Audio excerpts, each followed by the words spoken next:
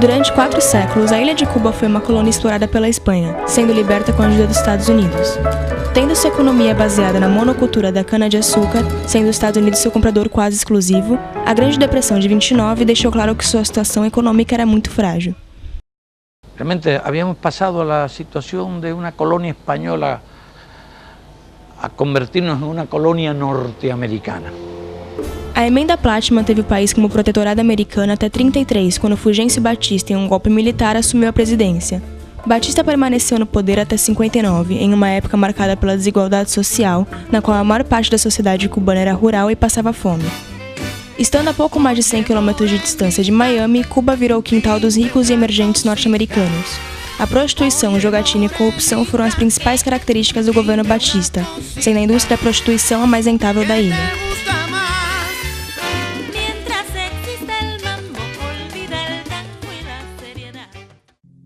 Com a classe média e baixa e insatisfeita, começaram a estourar revoltas por toda a ilha.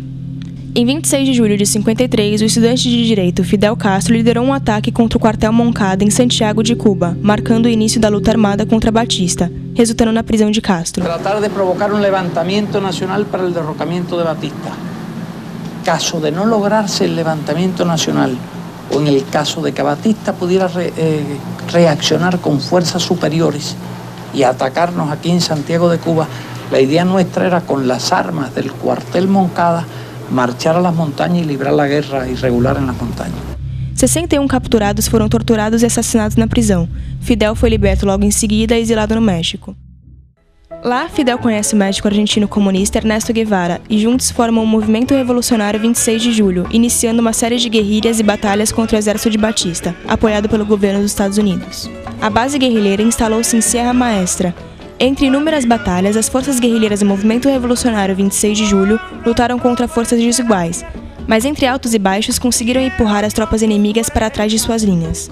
Batista, crendo chegar ao limite, lança uma ofensiva de 10 mil homens contra a Sierra Maestra, mas as colunas dos comandantes Ernesto Guevara e Camilo Cienfuegos avançam e em 1º de janeiro de 59 Batista abandona o país. O apoio do povo de Santiago assegura a vitória da Revolução. O rádio teve uma grande participação na Revolução Cubana. Em 1958, Che Guevara funda nas montanhas a Rádio Rebelde, em ondas curtas, com o objetivo de reportar para a população em primeira mão os avanços da Revolução. Os Estados Unidos também usavam o rádio para divulgar a imagem negativa dos guerrilheiros cubanos. Que por todos os meios promove, a través de suas estações de rádio todos os dias, as atividades contra o Estado Socialista cubano.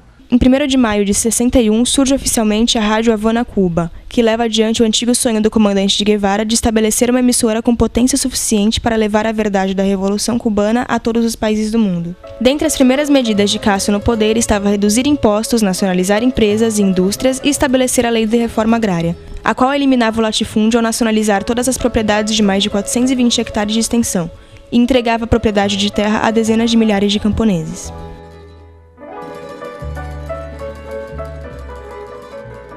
Como represária, os Estados Unidos deixaram de comprar o açúcar cubano.